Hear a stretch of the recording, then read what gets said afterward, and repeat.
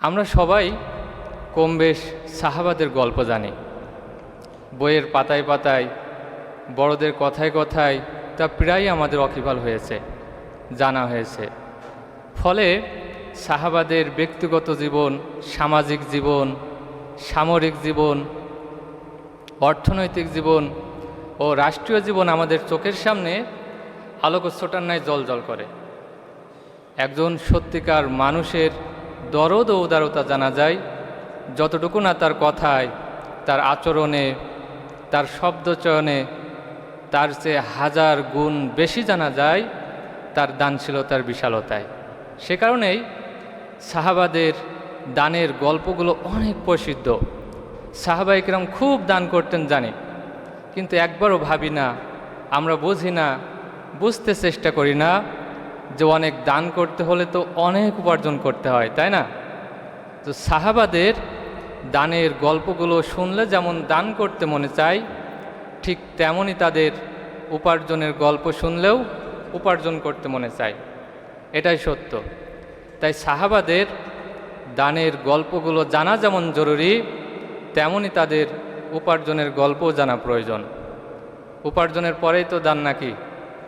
যদি আয় রোজগার না থাকে, ইনকাম না থাকে, তাহলে দান করবে কিভাবে?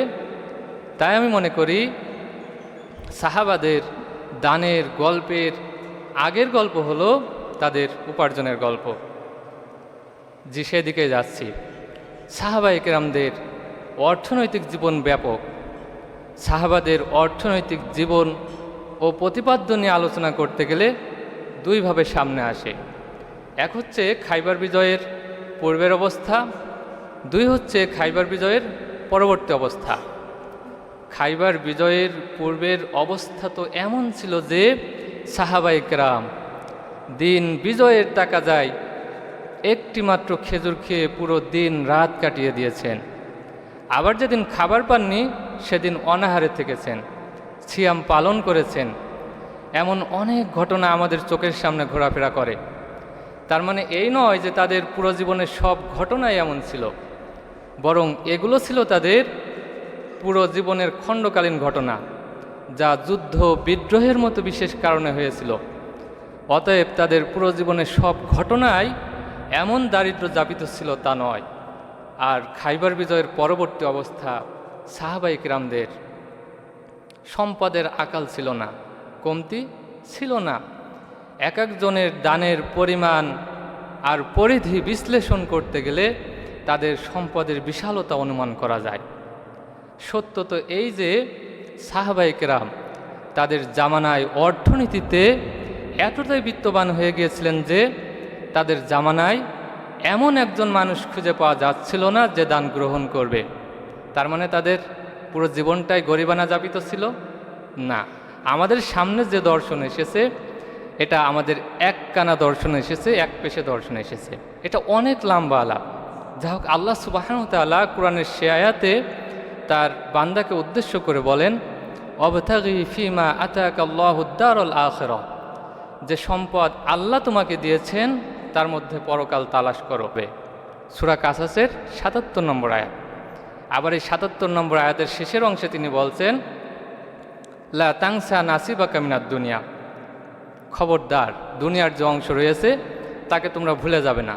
শুধু তাই নয়, তিনি সূরা জুমার ১০ নম্বর আয়াতে ইরশাদ করেন, ফাইজা কুজিয়াতিস সলাতু ফান্তাশিরু ফিল আরদ ওয়াবতাগু মিন ফাদলিল্লাহ, তোমরা নামাজ পড়েই পৃথিবীর বুকে আল্লাহর অনুগ্রহ খুঁজতে ছড়িয়ে পড়ো। আল্লাহর সম্পদ, রিজিক তোমাদের জন্য বরাদ্দ রয়েছে, রিজিক নির্ধারিত, তা তোমাদেরই খুঁজে নিতে হবে। ছোট্ট একটা এক্সাম্পল দিলে বুঝবেন। মাননীয় প্রধানমন্ত্রী যদি আজ তার বিশ্বাসীদেরকে ডেকে এ কথা বলতেন যে আমি তোমাদের জন্য বাজেট ঘোষণা করলাম, তখন আমরা কত কী না করতাম। ওয়ার্ড থেকে নিয়ে চেয়ারম্যান, চেয়ারম্যান থেকে নিয়ে এমপি মহোদয় থেকে নিয়ে মন্ত্রণালয় প্রধান সচিব সহ, সচিবালয় সহ কত শত উচ্চপদস্থ কর্মকর্তাদের কাছে যেতাম, তাই না? শুধুমাত্র প্রধানমন্ত্রী কর্তৃক ঘোষিত বাজেটটা পাওয়ার জন্য যদি আমাদের চেষ্টাটা এমন হয়ে থাকে, তাহলে রব্বে কারিমের ঘোষিত বাজেটটা পাওয়ার জন্য আমাদের চেষ্টাটা কেমন হওয়ার দরকার ছিল? আমাদের মনে হয় রব্বে কারিমের ঘোষিত বাজেটের চেয়ে প্রধানমন্ত্রীর ঘোষিত বাজেটটা বেশি মূল্যমানের হয়ে গেছে, তাই না? তো আমরা প্রতিদিন যে পরিমাণ চেষ্টা করি, হয়তো 500 পাই, 1000 পাই, 5000 পাই, রব্বে কারিমকে বলবো, প্রভু আপনার সম্পদের বিশালতা, আপনার বাজেটের বিশালতা, তা থেকে আমি এতটুকু পেয়েছি।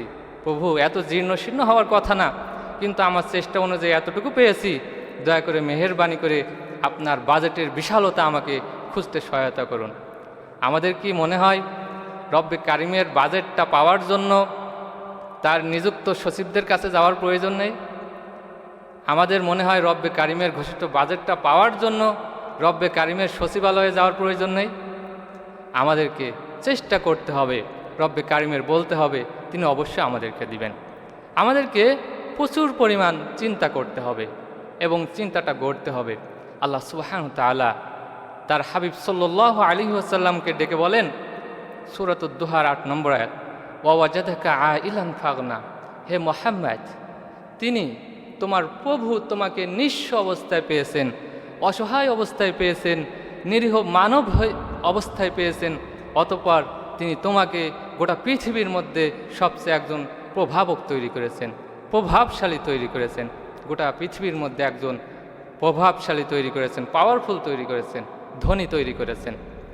আপনিও নববী নীতি অনুসরণ করে দেখুন, নবীজির আদর্শে আদর্শিত হয়ে দেখুন, আল্লাহর অনুগ্রহ আপনার দিকে বাড়তাবে। আমি বিশ্বাস করি নবীনদের মধ্যে যদি নববীর সিরাত সুরাত পয়দা হয়ে যায়, তাহলে বিনা এগ্রিমেন্টে গোটা বিশ্ব তাকে বিশ্বাস করবে। দেন সাকসেসের নেক্সট ডোর ওপেন হবে। আমরা পারবো ইনশাআল্লাহ। আল্লাহ তাআলা আমাদের কবুল করুক। প্রিয় বন্ধুগণ, আমরা সবাই চিন্তা করি, কিন্তু আমরা চিন্তা করেই থেমে যাই। চিন্তাটা করলে হবে না, আমাদের এই চিন্তাটা গড়তে হবে। Secret of the millionaire mind, যারা ধনী হয়, যারা প্রভাবক হয়, প্রভাবশালী হয়, তাদের থিঙ্কটা কি, এটা আমাদের বুঝতে হবে। Secret of the millionaire mind হচ্ছে believe, knowledge, mind of business and money. আপনি ভাবতেছেন আপনার কাছে টাকা নাই, পয়সা নাই, এই জন্য আপনি থেমে আছেন যে আপনি ব্যবসা করতে পারছেন না, বড় কিছু উদ্যোগ নিতে পারছেন না। কিন্তু সত্য তো এই যে সফল ব্যবসায়ী হতে গেলে প্রথমে টাকার প্রয়োজন নেই। প্রথম যে শর্তটি প্রয়োজন সেটি হচ্ছে বিশ্বস্ততা। সেকেন্ড স্টেপে গিয়ে যা দরকার পড়বে সেটি হচ্ছে নলেজ, ব্যবসার নতুন নতুন আইডিয়া, নব নব নলেজ উদ্ভাবন করা, অর্থাৎ ব্যবসায়িক চিন্তা। আর থার্ডে গিয়ে দরকার পড়বে টাকা। টাকা না থাকলেও চলবে। উপরের এই গুণগুলো যদি অর্জন সহ বিকশিত করতে পারেন, তাহলে অর্থ সম্পদ আপনার পদচুম্বন করতে শুরু করবে। এই যে বললাম না বিশ্বস্ততা, আপনার মধ্যে যদি বিশ্বস্ততা থাকে, তাহলে আপনার কাছে মানুষ আমানত রাখতে চাইবে। আপনি বিপদে পড়লে মানুষ আপনাকে কর্জে হাসানা দিবে, সেটার পরিমাণ বেশি হবে না, হয়তো 50,000, 1 লাখ। কিন্তু বিশ্বস্ততার সাথে যদি আপনার মধ্যে নলেজ থাকে, ব্যবসার নতুন নতুন আইডিয়া যদি আপনার মধ্যে থাকে, তাহলে মানুষ আপনার মধ্যে ইনভেস্ট করবে। আপনি পৃথিবীর যে প্রান্তেই থাকেন না কেন, ইনভেস্টররা আপনাকে খুঁজে নেবে। এই জন্যই বললাম যে এই গুণগুলো যদি অর্জন সহ বিকশিত করতে পারেন, তাহলে অর্থ সম্পদ আপনার পদচুম্বন করতে শুরু করবে।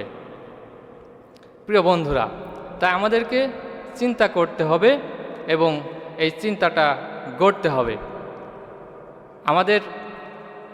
আমরা কিন্তু এটাই ভাবি যে আমরা এগিয়ে যেতে পারবো না, আমরা থেমে যাব, কিন্তু আমাদের থামার কোনো সুযোগ নাই। আমাদের চেষ্টা করে যেতে হবে। আমরা যদি চেষ্টা করে যেতে পারি, তাহলে অবশ্যই সফলতা আমাদের পদচুম্বন করবে। আপনি ভাবতেছেন আপনার কাছে টাকা নাই, পয়সা নাই, বেশ ভালো কথা, কিন্তু আপনার কাছে একটি জিনিস আছে, সেটি হচ্ছে থিঙ্কিং পাওয়ার, চিন্তা শক্তি। আপনি যদি মানুষের কাছে চিন্তা বিনিয়োগ করেন, তাহলে মানুষ আপনার কাছে অর্থ বিনিয়োগ করবে। এই জন্য চিন্তার ইনভেস্টটা মাস্ট। তাই কোথায় কিভাবে চিন্তা বিনিয়োগ করব, এটি বুঝতে বড় বড় ব্যক্তিদের ফলো করা, অনুসরণ করা, পথ নির্দেশনা নেওয়া এবং প্রচুর পরিমাণ বই পড়ার অভ্যাসে নিজেকে গড়ে তোলা। এক কথায় লেখা, পড়া ও গবেষণায় নিজের মেধা, শ্রম ও ঘাম ঝরানো। গবেষণা এমন একটা জিনিস যা মানুষকে সঠিক সিদ্ধান্ত নিতে সহায়তা করে এবং জীবনের নানা ক্ষেত্রের সমস্যাগুলো সলভিং করতে সবসময় পাশে দাঁড়িয়ে থাকে। তাই আমাদেরকে পড়তে হবে, শিখতে হবে, জানতে হবে, আমাদের মানতে হবে, ভাবতে হবে, বলতে হবে, লিখতে হবে, লড়তে হবে, ভাঙতে হবে, গড়তে হবে, সংগ্রাম করতে হবে, আবার এসে পড়তে বসতে হবে। পারবেন ইনশাল্লাহ। এই পড়ালেখা মানে এই নয় যে আমি খাতা কলম নিয়ে বসে গেলাম।